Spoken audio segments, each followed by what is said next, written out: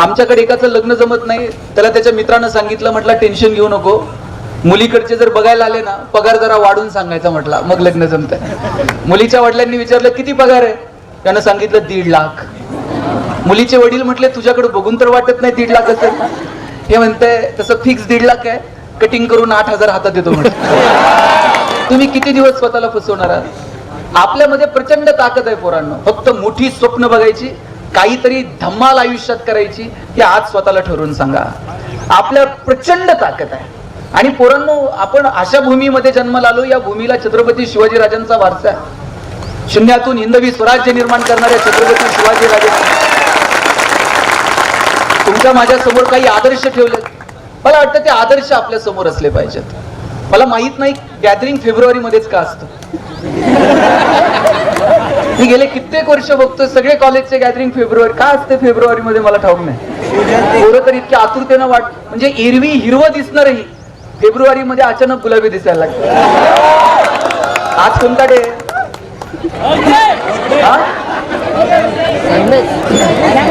Okay okay. काल कोणता होता? काल कोणता होता?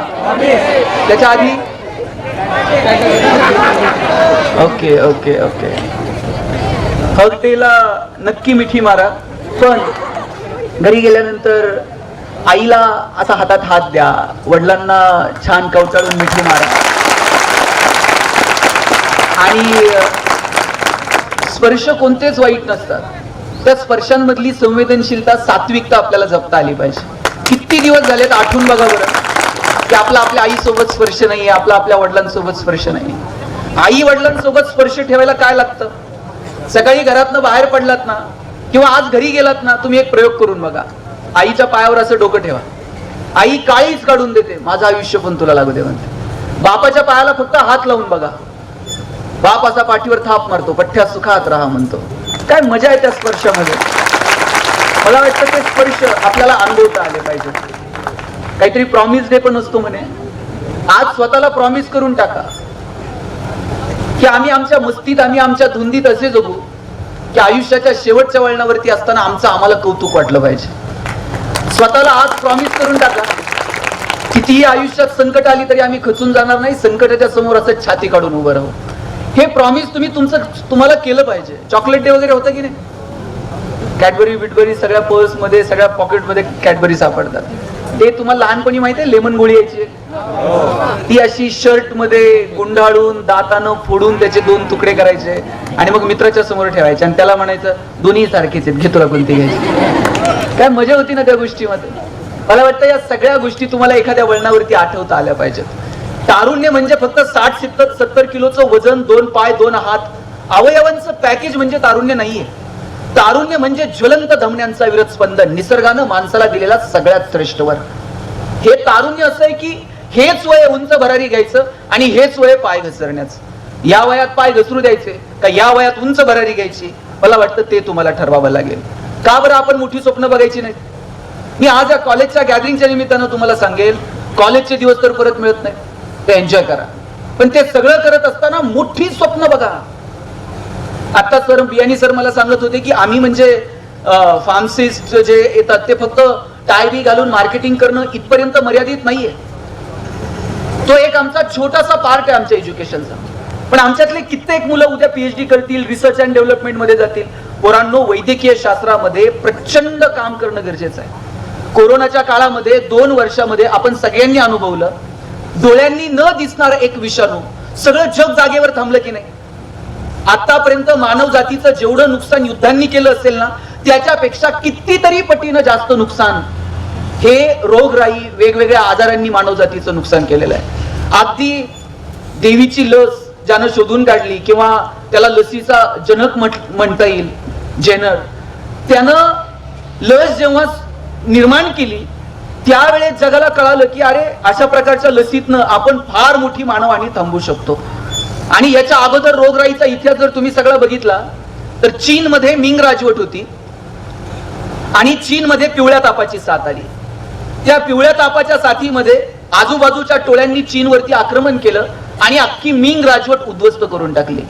दक्षिण आफ्रिकेमध्ये जनावरांचा प्लेग आला होता, सगळी जनावरं मरून गेली. आणि काय दुरावस्था झाली ती त्यांना ठाऊक आहे. अशी कितीतरी उदाहरणं सांगता येतील. नेपोलियन युरोप पादांक्रात करायला गेला, त्यानं युरोप जिंकला. 3 लाख सैन्य घेऊन गेला होता युरोप जिंकायला. शस्त्राच्या जोरावरती त्याला युरोप जिंकता आलं, पण तिथे हिवतापाची साथ आली आणि त्या साथीमध्ये त्याचं सैन्य तिथं टिकाव धरू शकलं नाही आणि उरलेलं सैन्य घेऊन त्याला परत मायदेशी परतावं लागलं. आजवरती मानव जातीला आव्हानं देणारे अनेक रोग, अनेक आजार डोळ्यासमोर उभे आहेत. मग अशा परिस्थितीमध्ये त्यांना सामोरं जाणं, त्या परिस्थितीला सामोरं जात असताना आपलं ज्ञान आपण वापरणं, नवनवीन पोरांनी संशोधनाच्या क्षेत्रात काही भन्नाट काम करता येईल का या संदर्भानं विचार करणं, किमान मोठी स्वप्न बघणं, मला वाटतं त्याची सुरुवात इथून व्हायला हवी. आमच्या डोक्यातच नाहीये की आम्ही संशोधनात जाऊ, नवीन काय काय शोधू. आमच्या डोक्यात एकच आहे, इथून बाहेर पडलं की नोकरी लागली पाहिजे, चांगलं पॅकेज मिळालं पाहिजे. इथपर्यंतच आम्ही शिक्षणाला बघायला लागलो. का आपल्याला वाटत नाही की आपण संशोधनाच्या क्षेत्रात काहीतरी केलं पाहिजे? का आपल्याला असं वाटत नाही की आपल्या ज्ञानाचा उपयोग समाजाला झाला पाहिजे? पोरांनो, एक गोष्ट लक्षात घ्या, शिक्षण हे निवळ तुमच्या उदरनिर्वाहाचं साधन नाही. ते उदरनिर्वाहाचं साधन नक्कीच आहे, पण केवळ उदरनिर्वाहाचं साधन शिक्षण नाही, हे तुम्ही आज समजून घ्या. अरे, रस्त्यावरची जनावरं सुद्धा उपाशी मरत नाहीत रे. आपण तर माणसं आहोत. महात्मा फुले सांगायचे, आपलं ज्ञान समाजाभिमुख असलं पाहिजे. आपल्यापैकी कोणी इंजिनियर होईल, त्याला कळेल कोणत्या चौकात किती रुपयानं प्लॉट घ्यायचा, कशी बिल्डिंग बांधायची, किती FSI, किती TDR. पण त्याला कळलं पाहिजे, पालिकेच्या रस्त्याचं काम सुरू असताना 2 मिनिट मी रस्त्यावरती थांबावं, पालिकेच्या इंजिनियरला विचारावं, जरा एस्टिमेट दाखव, मला पण थोडंफार कळतं. तुमचं ज्ञान समाजाभिमुख असलं पाहिजे. आपल्यापैकी कोणी डॉक्टर होतील, त्याला कळेल हॉस्पिटल कसं टाकायचं, किती रुपये खर्च करायचे, बँकेचा हप्ता कसा फेडायचा. पण त्याला असंही वाटलं पाहिजे की कधीतरी मी प्राथमिक आरोग्य केंद्रात जावं, तिथल्या डॉक्टर सोबत बोलावं. औषध निर्माण शास्त्रामध्ये काम करत असताना आपल्याला कळेल आम्ही कोणत्या कंपनीत काम करावं, कसं मार्केटिंग करावं, कसं टार्गेट अचीव्ह करावं. पण आपल्याला हेही कळलं पाहिजे जगभरात या क्षेत्रामध्ये नवनवीन संशोधन काय सुरू आहेत आणि आम्ही नव्यानं यात काय केलं पाहिजे. जोपर्यंत तुमचं ज्ञान समाजाभिमुख नाही, तोपर्यंत त्या ज्ञानाची किंमत काय? आपलं ज्ञान समाजासाठी वापरता येईल का? मला वाटतं याचा विचार पोरांनो आजपासून करा. आपल्या डोक्यात जे ना नोकरी नोकरी नोकरी, नोकऱ्या तर करा रे बाबांनो, पण त्याच्या पलीकडे जाऊन शिक्षणाकडे बघता येईल का? मला वाटतं हा विचार आपल्या मनात असला पाहिजे. का आपल्या पोरांना वाटत नाही आपण उद्योगात यावं, व्यवसायात यावं, व्यापारात यावं? आपल्या डोक्यात एकच आहे, नोकरी करा. काय परिस्थिती आज महाराष्ट्राची सगळ्या उद्योग व्यवसायाच्या संदर्भानं?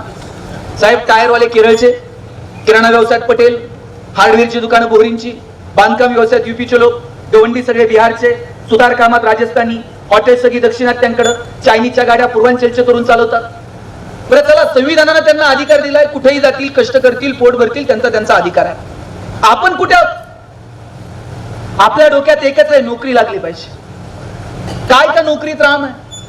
बरं, नोकऱ्या करायच्या, जरा मोठा विचार करूयात, काहीतरी वेगळं करूयात. मोठी स्वप्न बघायची ताकद मला वाटतं याच वयामध्ये आपल्यामध्ये आली पाहिजे. मला त्या अमिताभ बच्चनचा हेवा वाटतो. आज वय किती पोरांनो अमिताभचं? 80-82 वय. आकाशवाणीमध्ये तुम्ही पोरांनो आता जसं निवेदन करत होतात ना ताई, असं निवेदक पदाच्या नोकरीसाठी अमिताभ आकाशवाणीला इंटरव्ह्यूला गेले होते आणि आवाज चांगला नाही म्हणून अमिताभची नोकरी नाकारली. आणि त्याच आवाजाच्या जोरावर अमिताभ आज बॉलिवूडचा शहनशाह आहे. कोरोनाच्या काळात कुणीच कुणाशी बोलायला तयार नव्हतं. फोन लावल्यावर कुणाचा आवाज ऐकायला यायचा? आता याच्यापेक्षा काय करिअर असते मला सांगा. आजही तुम्ही टीव्ही लावा, 10 मिनिटाला अमिताभ टीव्हीवर आहे की नाही? कोण बनेगा करोडपती मधून पैसे कमवायला लावताय. मिळवलेल्या पैशातून कल्याण ज्वेलर्स मध्ये जाऊन सोनं खरेदी करायला सांगताय. खरेदी केलेलं सोनं परत मुथूट फायनान्स मध्ये ठेवून कर्जही तेच काढायला लावताय. बरं, एवढंच नाही, कर्जाचे हप्ते फेडताना आले तर नवरत्न तेल पण त्याच्याकडेच आहे. थंडा थंडा कुल कुठं नाही अमिताभ. का आम्ही उद्योग व्यवसाय बरं बघा, 93-95 ला आम्ही गॅट करार स्वीकारला, खुलं आर्थिक धोरण स्वीकारलं. तुमच्या माझ्या व्यापाराला, तुमच्या माझ्या व्यवसायाला राज्याच्या, देशाच्या, जगाच्या भिंती उरलेल्या नाहीत. चायनाला कळालं भारतात आणून काय विकायचं, जपानला कळतंय भारत मोठी बाजारपेठ आहे, अमेरिकेला कळतंय की भारत एक मोठी बाजारपेठ आहे. मग आमच्याच पोरांना का कळत नाही की भारत ही मोठी बाजारपेठ आहे आणि तिचा आपण वापर केला पाहिजे. आपलं खणखणीत नाणं, आपल्याला बाजारात वाजून विकता आलं पाहिजे आणि त्याच्यासाठी अपेक्षित असणारे स्किल आपण या वयामध्ये आत्मसात केले पाहिजेत. का आपल्याला कळत नाही आपण उद्योग व्यवसाय व्यापाराचा विचार करा. 84-85 पर्यंत दुबईमध्ये काय होतं मला सांगा. तेलाचे पैसे होते फक्त, पण proper utilization of the resources. आज जगातला सगळ्यात बिझीएस्ट एअरपोर्ट दुबई, जगातला सगळ्यात प्रॉफिएस्ट मॉल दुबई, आता बिझनेस एक्सपो झाला दुबई. या लोकांना कळालं की जगातल्या लोकांना काय लागतंय ते त्यांनी तिथं निर्माण केलं कृत्रिमरित्या. आपल्याकडे तर भरभरून निसर्ग, का आम्हाला पर्यटनाच्या क्षेत्रात काही करता आलं नाही? का आम्हाला वैद्यकीय पर्यटन असा एखादा कन्सेप्ट घेऊन पुढे येता आलं नाही? का जगभरातल्या लोकांना आम्ही आमच्याकडे आकर्षित करू शकलो नाही? आमच्याकडे होमिओपॅथी असेल, ॲलोपॅथी असेल, आयुर्वेद असेल, सगळ्यांना एकत्र येऊन का नवीन काही कन्सेप्ट जगाला भुरळ पाडतील असे निर्माण करता येऊ नयेत? परवा मी जेजुरीला गेलो होतो पोरांनो. जेजुरीला गेलता का कधी? आता नाही गेला तर लग्न झाल्यावर जावंच लागतंय. परत ते 5 पायऱ्या उचलून न्यावं लागतंय बरं. मी दुबईला गेलो होतो. 4-5 MBA चे पोरं पोरी तिथे आलेले, MBA झालेले, आणि ते जेजुरी गडाचे फोटो काढत होते. मी विचारलं काय करता रे फोटो काढून? ते म्हणले दादा किती दिवस बॅनर लावायचे, चलो दुबई चलो सिंगापूर. म्हटलं मग? म्हटलं आम्ही दुबईत बॅनर लावणार आहे, चलो जेजुरी. दुबईतली लोक म्हणलं आम्ही जेजुरीत घेऊन येणार, खालून वर गडावर पाय पाय घेऊन जाणार, आणि एकदा का ते घामाघूम झाले मग त्यांना लेक्चर देणार किती कॅलरीज बंद झाल्या. आणि रात्री म्हणले 2-2 हजार रुपये तिकीट काढून त्यांना जागरण गोंधळ ऐकायला लावतो का नाही बघा. म्हटलं मला हेवा वाटतो या पोरांचा की ज्यांना असं काही वेगळं करावं असं वाटतं. तुम्ही बघा परदेशातून आलेल्या कोल्ड्रिंक कंपन्या कुछ तो तुफानी करते, तुफान केलो, कोट्यावधी अब्जावधी रुपयांची उलाढाल केली. आम्हाला आमची सोलकडी, आम्हाला आमचं लिंबू सरबत जगभरात का नेऊन पोहोचवता आलं नाही? आमच्याकडे अनेक गोष्टी आहेत, पण आम्ही मार्केटिंगला कमी पडतो. रोज मार्केटिंगचे ट्रेंड बदलतात. जगात आपल्याला काय नेऊन पोहोचवायचं ते आपल्याला आता ठरवावं लागेल. मी लहान होतो आणि टीव्हीला पिक्चर असायचा रविवारी, मराठी पिक्चर धूमधडाका, थरथराट, माहितीये ना? आणि टीव्हीला एक जाहिरात लागायची लाईफ बॉयची. जाहिरात होती लाईफ बॉय हे जहा. हा, हे आमच्या पिढीला माहिती आहे, तुम्हाला आठवत नाही. तंदुरुस्ती हे वहा. आणि लाईफ बॉयच्या जाहिरातीमध्ये फुटबॉल खेळणारी पोरं त्या जाहिरातीमध्ये दाखवलेली होती. भारतामध्ये क्रिकेटची क्रेज आहे. मला प्रश्न पडायचा की लाईफ बॉयने असली फुटबॉल खेळणारी पोरं का दाखवली असती? पण लाईफ बॉयची एवढी मोनोपोली होती, बाजारात जाऊन लोक साबण द्या नव्हती म्हणत, दुकानात जाऊन म्हणायची लाईफ बॉय द्या. इतका ट्रेंड होता लाईफ बॉयचा. आणि त्या कॉम्पिटिशन मध्ये बदलता आलं नाही. त्यावेळेला लक्स मार्केटमध्ये आला, राजा हिंदुस्थानी पिक्चर आलेला, करिश्मा कपूर फॉर्म मध्ये होती. लक्सनं करिश्माला ब्रँड अँबॅसिडर केलं. फुटबॉल खेळणाऱ्या पोरांकडे कोण बघतोय करिश्मा असता? लक्सनं असं काय मार्केट कॅप्चर केलं. मग लाईफ बॉयला कळालं आता हे फुटबॉल दाखवून जमणार नाही, आपण बदलावं लागेल. आणि मग त्यांनी लाईफ बॉय गोल्ड नावाचा साबण बाजारात आणला. आणि जाहिरात काय होती? ते कॉलेजचा मुलगा आणि मुलगी पिक्चर गाडीवर चालले, ती पोरगी रागात उतरते आणि निघून जाते. ते विचारतं काय झालं? ती म्हणते पसीने के बदबू से परेशान. ती घरी जाते, पोरग ते लाईफ बॉय गोल्ड ना आंघोळ करून येत आहे. आणि मग परत एकदा लाईफ बॉय गोल्ड मार्केटमध्ये आला.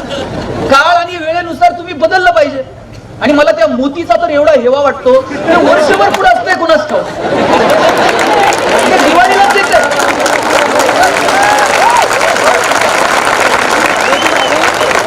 त्याने ठरवून घेतलंय वर्षभर प्रोडक्शन करायचं आणि दिवाळीला दार वाजवायचं. आपण आपल्या स्ट्रेंथ, आपल्या विकनेस आपल्याला ओळखता आल्या पाहिजे. आणि कॉलेजचेच दिवस आहे ना, इथे आपल्याला आपल्या स्ट्रेंथ ओळखता येतात, आपले विकनेस ओळखता येतात. धमाल करा, गॅदरिंग बिदरिंगचा माहोल तर आहे ना, मस्त एन्जॉय करायचा. हेच दिवस आहेत. आपल्याला कोण नंतर नाचू देतो? आता मला कितीही वाटलं इथं नाचावं गावं, येत नाही ती गोष्ट सोडा. पण कितीही ठरवलं तर आता शक्य आहे का? आता वेळ निघून गेली, कॉलेजचे दिवस गेले, परत ते कधीच मिळत नाही. गायला गळा लागतो, माझ्याकडे नरडे आहे. मजा घ्या आता या दिवसांची. मी गंमत सांगतो, आता गॅदरिंगचे दिवस आठवले मला कॉलेजचे. मी पुण्यात गेलो शिकायला. मी MBA ला ऍडमिशन घेतलं आणि मला टाईची नॉट बांधता यायची नाही, आजही येत नाही. मी शूज घालून कॉलेजला जायचं म्हटलं तर मला आवडायचं नाही. मी चप्पल घालून कॉलेजला जायचं. मी कितीतरी वेळा फाईन भरलेला आहे की शूज घालून तू कॉलेजला आला नाही म्हणून. आणि गॅदरिंग होतं. गॅदरिंगला मला सरांनी विचारलं, गणेश तू गॅदरिंग मध्ये पार्टिसिपेट होणार का? मी म्हटलं हो होणार. म्हटलं तू काय करणार? आता हे दोघं जण जसं सूत्रसंचालन करत होते, म्हटलं मी तसं सूत्रसंचालन करतो कार्यक्रमाचं. सरांनी मला विचारलं तू MBA कशात करणार आहेस? मी म्हटलं मी ह्युमन रिसोर्स मॅनेजमेंट मध्ये MBA करणार आहे. सर म्हटले ज्याला ह्युमन रिसोर्स मध्ये MBA करायचंय त्यांना अशी इंडिव्हिज्युअल ऍक्टिव्हिटी करू नये, त्यांना ग्रुप ऍक्टिव्हिटी करावी. 10-20 पोरांना गोळा करावं, त्यांच्या स्ट्रेंथ विकनेस ओळखाव्यात, त्यांचं सॉर्ट अनालिसिस करावं, त्यांना कुठं ऑपॉर्च्युनिटी द्यायची ते ठरवावं आणि नेतृत्व करावं, ज्याला ह्युमन रिसोर्स मध्ये MBA करायचं. आता ग्रुप ऍक्टिव्हिटी काय करणार? मी मगाशीच सांगितलं, नाचता येत नाही, गाता येत नाही. बोलण्याच्या जवळचा प्रांत जरा नाटकाचा प्रांत आहे. मग मी नाटक करायचं ठरवलं.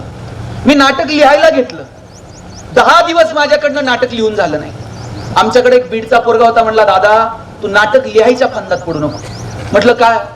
म्हटलं आपण पुण्यात आहोत, इथं म्हटलं कंटेंट पेक्षा ग्रामर महत्वाचं आहे. बाणातला न कन्नळातला न, तू लिहायच्या काय फंदात पडू नको म्हटलं. म्हटलं मग काय करायचं? म्हटलं पुरातन काळातली कथा शोधायची, त्याच्यात कॅरेक्टर ढकलून द्यायची. म्हटलं यानं काय होतं? म्हटलं कोण आपल्या अंगावर येत नाही. कुणी जर विचारलं ना हा डायलॉग असा कसा, त्यानं म्हणते जा व्यासांना विचार, वाल्मिकीला विचार, आपल्यावर येत नाही. म्हटलं सोपं काम आहे. मग आम्ही महाभारतातला प्रसंग निवडला, द्रौपदीचं वस्त्रहरण. आता या मेन रोल, मेन कॅरेक्टर मध्ये द्रौपदी आहे. आम्हाला द्रौपदीचा रोल करायला मुलगी पाहिजे होती. मी जरा बोलणारा, वर्गातल्या 5-6 पोरांना घ्यायचो, वर्गातल्या मुलींकडे जायचो आणि त्यांना म्हणायचो बघा महाराष्ट्रातली नाट्य संस्कृती टिकली पाहिजे. मुलींनी मुलांच्या खांद्याला खांदा लावून पुढे आलं पाहिजे. मुली म्हणायच्या मुद्द्यावर आहे, तुझं खरं काम काय सांग. मग मी म्हणायचो तुमच्यापैकी कोण नाटकात काम करणार का? 10-20 मुली हात वर करायच्या, आम्ही नाटकात काम करायला तयार आहोत. मुलींचा पुढचा प्रश्न असायचा रोल काय करायचा नाटकात. आता तिला कुणी सांगायचं तुला द्रौपदी व्हायचं? त्यानं त्याच्याकडे बघायचं, त्यानं ह्याच्याकडे बघायचं. हळूच एखादं पोरग पुढे यायचं, म्हणायचं ताई आता हा किती बचावाचा पवित्र आहे. हे पांडवांपैकी आहे, पोरगी द्रौपदी. ते म्हणताय ताई तुला द्रौपदीचा रोल करा. द्रौपदी म्हटल्यावर सगळ्या मुली खाली हात घ्यायच्या. मुली म्हणायच्या द्रौपदी व्हायला हरकत नाही, पण कृष्ण जर स्टेजवर वेळेवर आला नाही तर काय करायचं? आणि कृष्णाची गॅरंटी कुणी द्यायची ते वेळेवर येते की नाही? आता द्रौपदीची मुख्य भूमिका करायला कोण तर पाहिजे. आमच्या वर्गात एक गोरं गोमटं पोरग होतं, दिसायला एकदम सुंदर. आमच्या सुदैवानं त्याच्या दुर्दैवानं त्याच्या डोक्यावर एकही केस नव्हता. आम्ही सगळेजण त्याच्याकडे गेलो. म्हटलं नाटकात काम करणार का? म्हटलं रोल द्रौपदी. म्हटलं डोक्याचं काय करायचं? म्हटलं विग आणून लावू. म्हटलं तुम्ही विग आणून लावा, असला रोल करतो म्हटला द्रौपदीचा. 4 पिढ्या म्हणला पठ्ठ्याच्या नाटकात काम करतो. मी द्रौपदी व्हायला तयार आहे, पण माझी एक अट आहे. म्हटलं काय? म्हटलं ते दुर्योधनाला सांगून ठेवा, फार एक्साइट व्हायचं नाही.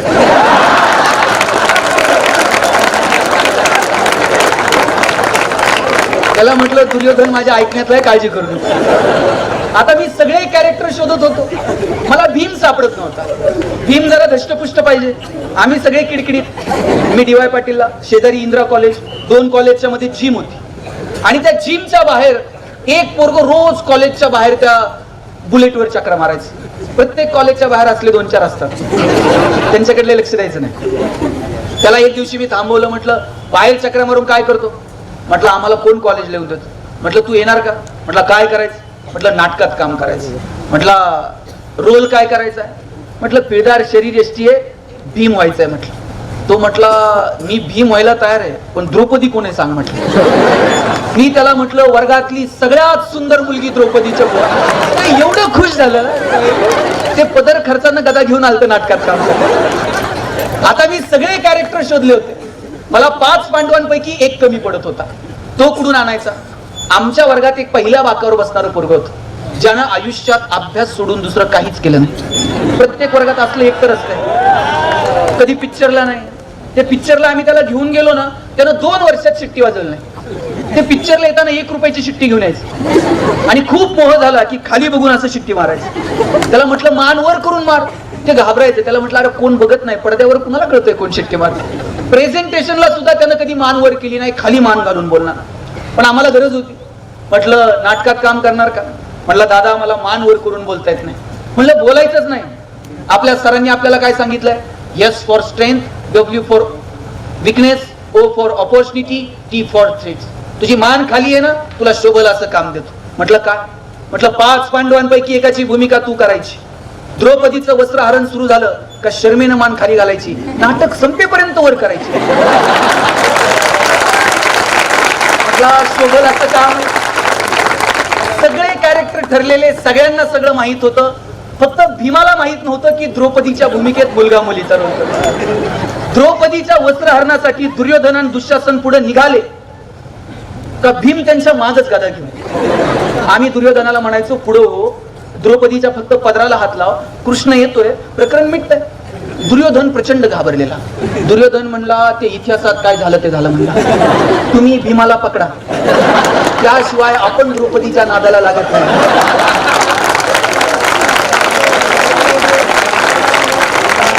आता भीम या दोघांच्या मागच गदा घेऊन. भीमाला म्हटलं लका गप, कृष्ण येईपर्यंत दमदर. भीम माईक जवळ गेला, जोरात गदा फिरवली, म्हटला इतिहासात काय झालं ते झालं, आता नाही. जोपर्यंत हा पठ्ठ्या स्टेजवर आहे आणि आपल्या हातात गदा आहे, तोपर्यंत द्रौपदीचं वस्त्रहरण होत नसतं. बरं, कृष्ण स्टेजच्या मागं घामाघूम झालेला. कृष्णाला म्हटलं तू तरी ये. कृष्ण म्हटला इतिहासात काय झालं ते झालं. भीमाची गदा खरी असल्या कारणानं आणि आमचं सुदर्शन चक्र थर्माकोलचं असल्या कारणानं समोरासमोर लढाई होऊ शकत नाही. आता करायचं का? मग आम्ही ठरवलं दुर्योधनाच्या मदतीने भीमाला पकडायचं. हल्ली कुणी कुणाची मदत घेत, आम्ही भीमाची घेतली म्हणून काय झालं, आम्ही दुर्योधनाच्या मदतीने भीमाला पकडायला गेलो आणि भीमानं जी गदा फिरवायला सुरुवात केली ती फिरवता फिरवता चुकून द्रौपदीच्या विग मध्ये त्याला म्हटलं शिरली तर शिरू दे, उचलू नको. त्याला राहावे ना, त्यानं जी गदा उचलली, द्रौपदीचा विग एकीकडं, द्रौपदी एकीकडं. सगळं टक्कल दिसायला लागलं, सगळं सभागृह हसायला लागलं. मला तर इतकं वाईट वाटलं. म्हटलं पहिलं वर्ष, पहिलं कॉलेज, नाटकाचा कार्यक्रम झाला, आमच्या चौघांच्या माना शर्मेनं खाली गेल्या. आणि आश्चर्य असं, आतापर्यंत ज्याची मान खाली होती त्यानं वर बघितलं. त्यानं इकडे तिकडे बघायचं तर द्रौपदीकडे बघतंय. त्याला सांगितलं होतं नाटकात एक शब्द बोलायचा, ते माईक जवळ गेलं आणि द्रौपदीला म्हणतंय द्रौपदी तू बालाजीला कधी गेलती?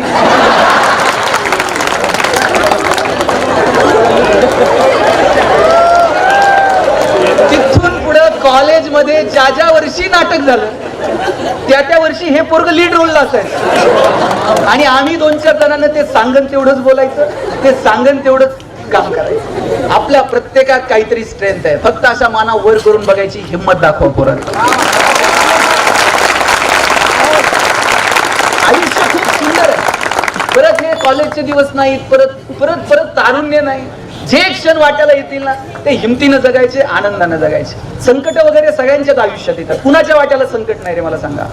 प्रत्येकाच्या वाट्याला संकट आहे, दुःख आहे. पण ते संकट, ते दुःख थोडंसं बाजूला सारायचं, आनंदाचे 4 क्षण शोधायचे आणि धमाल करायची. शिवाजी राजांच्या आयुष्यात किती संकट आली हो. मिर्झा राजेसोबत तह झाला, त्या तहामध्ये 23 किल्ले मिर्झा राजेला द्यावे लागले. वयाच्या 14व्या वर्षी छत्रपती शिवरायांनी 4 यवनी पातशाहीला सुरुंग लावला, एक किल्ला मिळवला आणि मिर्झा राजेसोबत झालेल्या तहात 23 किल्ले द्यावे लागले. केवढं मोठं अपयश होतं मला सांगा. पण शिवाजी राजे थकत नाहीत, शिवाजी महाराज हारत नाहीत. आग्र्याला भेटायला जातात औरंगजेबाला. बरं, जाताना एकटे जात नाहीत, एवढ्याशा संभाजी राजांना सोबत घेऊन जातात. एखादा बाप म्हटला असता संकटात जायचं एकटा जातो, पण नाही, संभाजी राजांना ते सोबत घेऊन जातात.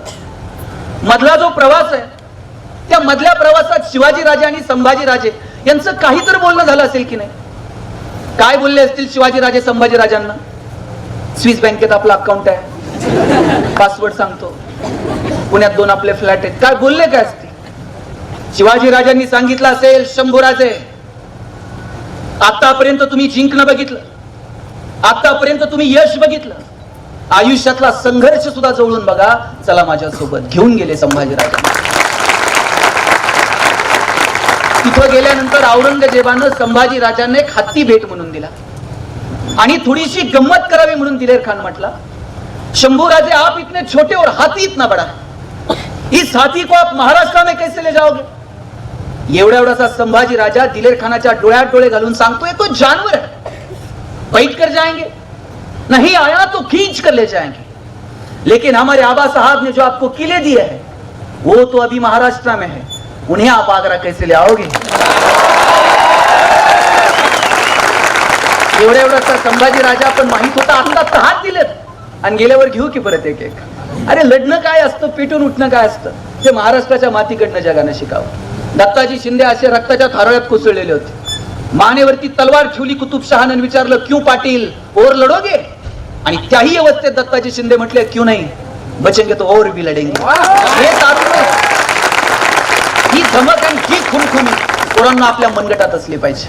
आणि त्याच्यासाठी म्हणून आता याच वयात मोठी स्वप्न बघा. उद्या कलेक्टर बिलेक्टर झाला, लाल दिव्याच्या गाडीत बसून याल रे पोरांना. तुमचं दार उघडायला पण शिपाई असेल. काय तुमच्या बापाच्या चेहऱ्यावर आनंद असेल मला सांगा. उद्या संशोधनात गेलात, काहीतरी वेगळं काम करू शकलात, नोबेल बिबेल मिळाला, काय तुमच्या आईच्या चेहऱ्यावरती आनंद असेल मला सांगा. आणि का आपण ही स्वप्न बघायची नाही? किती मोठं व्हायचं माहितीये पोरांनो? तुमच्या आई वडिलांना तुमचा अभिमान वाटला पाहिजे, इतकं मोठं व्हायचं. तुमच्या आई वडिलांचं नाव तुम्ही पुसलं पाहिजे. ते कोणत्या अर्थानं माहित आहे? आता तुमची ओळख काय? अमुक अमुक यांचा मुलगा, अमुक अमुक यांची मुलगी. काही दिवसानंतर तुमच्या नावानं तुमच्या आई वडिलांना ओळखलं पाहिजे, इतकं मोठं व्हायचं. आणि लक्षात घ्या, एवढं प्रेम जगात कोणच करत नाही तुमच्यावर. कॉलेजवरून घरी गेल्यानंतर पहिला प्रश्न आई काय विचारते? टिफिन खाल्ला का? डबा संपवला का? कोण करतं एवढं प्रेम मला सांगा? लेकुराचे हित वाहे माऊलीचे चित्त, ऐसी कळवळ्याची जाती करी लाभाविन प्रीती. कोणत्याही लाभाची अपेक्षा न करता तुमच्यावर प्रेम करणारे या जगात जर कोण असेल ना, तुमची आई आणि तुमचा बाप आहे. पोरांनो, बापाची चप्पल तुम्हाला यायला लागली ना, मग बाप तुम्हाला रागवत नाही. त्याला कळतं आता पोरग खांद्याला आलंय, माझी चप्पल त्याला यायला लागली. रागवायचं धाडस तो करत नाही. पण बापाच्या तुमच्याकडनं काही छोट्या छोट्या अपेक्षा आहेत. बापाची अपेक्षा नाहीये की पोरांना हजारो रुपये रोज आणून माझ्या हातात द्यावेत, पण बापाची अपेक्षा आहे पोरांना असं कर्तृत्व करावं की पोराकडे बघताना सुद्धा आमची मान अशी उंच झाली पाहिजे. इतकं चांगलं कर्तृत्व करून तुमच्या बापाचं तर तुमच्यावर एवढं प्रेम आहे, पोरावर नाही त्याच्यापेक्षा थोडं जास्त प्रेम बापाचं पुरीवर असतं. आणि पुरीचं सुद्धा काकणभर जास्त प्रेम बापावर असतं. आई जर तुम्हाला रागवली तर तुम्हाला फार काही टेन्शन येत नाही, आई रोजच रागवत असते. पण वडील जर थोडं मोठ्यानं बोलले आणि म्हणले ना दीदी, दीदीला दिवसभर करमत नाही. दीदी दिवसभर आईच्या मागे पळते. आज बाबा मला रागवले, आज ओरडले, आज मोठ्यानं बोलले, आज डोळे मोठे केले. किती किती वाईट वाटतं. पोरींनो, ज्या दिवशी तुम्ही जन्माला आलात ना, त्या दिवशी बापाच्या मनात दोन विचार चमकून जातात. एक तुमचं शिक्षण आणि दुसरं तुमचं लग्न. बाप तुमच्या शिक्षणासाठी, तुमच्या लग्नासाठी एक एक रुपया बाजूला काढून ठेवतो. त्याची ऐपत नसताना सुद्धा तुमच्या अनेक गरजा, तुमची हौस मौस पूर्ण करायचा प्रयत्न करतो. स्वतः तुटलेली चप्पल घालेल, पण कॉलेजला जायला लागल्यानंतर तुम्हाला चांगले शूज आणून देईल. स्वतः फाटलेलं बनियन घालेल, पण तुम्हाला चांगले कपडे आणून देईल. स्वतः बाप सायकलवर कामाला जाईल, पण तुम्हाला कॉलेजला जायला गाडी देईल, बसचा पास करून घेईल, हॉस्टेलचे पैसे भरेल. कोण करतं एवढं प्रेम मला सांगावं? तुमच्या लग्नात तर बाप असा फेटा बिटा घालून मांडवात मिरवत असतो. दिवसभर त्याची मान अशी उंच असते. पण एकदा कन्यादान झालं ना, मुलीचा हात जावायच्या हातात देतो आणि सांगतो, तर हाताच्या फोडाप्रमाणे जपली, जावाई बापू सांभाळून घ्या. दिवसभर त्याच्या डोळ्यात थेंब येत नाही. पण पोरीची गाडी एकदा निघून गेली ना, खांबाच्या पलीकडे जाऊन एकटा सोडतो तो बाप असतो. त्या बापाची मान कधी खाली येणार नाही, त्याची काळजी आणि पोरांनो, कॉलेज लाईफ एन्जॉय करा, हसत हसत जगा, पण त्यातली सात्विकता बिघडू देऊ नका. तुम्ही बसमध्ये असाल आणि वर्गातल्या दोन पोरी जर बसमध्ये आल्या ना, त्यांना तुमच्याकडे बघून सुरक्षित वाटलं पाहिजे. संध्याकाळी रस्त्यानं जाताना तुमचं टोळकं उभं आहे आणि एखादी मुलगी कॉलेजची जायला निघाली, तिच्या लक्षात आलं ना माझ्या कॉलेजची मुलं आहेत, तिला तुमच्याकडे बघितल्याबरोबर सुरक्षित वाटलं पाहिजे. अरे इथे मी सुरक्षित आहे, इथं माझ्या कॉलेजची मुलं आहेत. तुमच्याकडे बघितल्यानंतर जर तुमच्या कॉलेजच्या मुलींना, तुमच्या मैत्रिणींना सुरक्षित वाटत नसेल, तर जय भवानी आणि जय शिवाजी म्हणायचा अधिकार आपल्याला नाही. आपण आपल्या बहिणीचा जितका सन्मान करतो तितकाच सन्मान इतरांच्या बहिणीचा करा. म्हणजे कोणत्या बहिणीसाठी मोर्चे काढावे लागणार नाहीत, कॅन्डल मार्च काढावे लागणार. कॉलेजचे दिवस परत येत नाही, तर मस्त एन्जॉय करा. मला खूप वेळ तुमच्याशी बोलायचं होतं, पण मला पुढे जायचं आहे, म्हणून जास्त वेळ तुमचा घेणार नाही. पण इतकं सांगतो की हे दिवस परत नाही. एका बेंचवर किती जण बसतात रे? किती? 2 का 3? आम्ही पण 3 जण एका बेंचवर बसायचो. असं कर्कटकनं रेश बिश मारून जागा वाटून घेता का नाही? शाळेत केलंय की नाही? तुझा हात तिकडे का आला, तुझं दप्तर तिकडे काय केलं? आमच्या सरांनी मॅडमनी मला उठवलं शेवटच्या दिवशी आणि सांगितलं, राजा बेंच इथंच राहणार आहे, तुला शाळा सोडून जायची. बेंच इथेच राहतो, सगळं इथंच राहतं. या माईक वरती हे मी घरी घेऊन जाऊ शकतो. आता मी बोलतोय, उद्या दुसरं कुणीतरी बोलेल, परवा तिसरं कुणीतरी बोलेल. ज्या खुर्च्यांवरती तुम्ही बसलायत 5-10 मिनिटं अजून तुम्ही त्याच्यावर, उद्या दुसरं कुणीतरी बसेल. आपण कुणीच मालक नाही होत साहेब. आपण सगळे ट्रस्टी आहोत, विश्वस्त आहोत. सांभाळायचं, पुढच्या पिढ्यांच्या हातात द्यायचं आणि निघून जायचं. इतकं सुंदर आयुष्य आहे. म्हणून त्या आयुष्याचा आनंद घेता येईल का, मला वाटतं याचा विचार करा.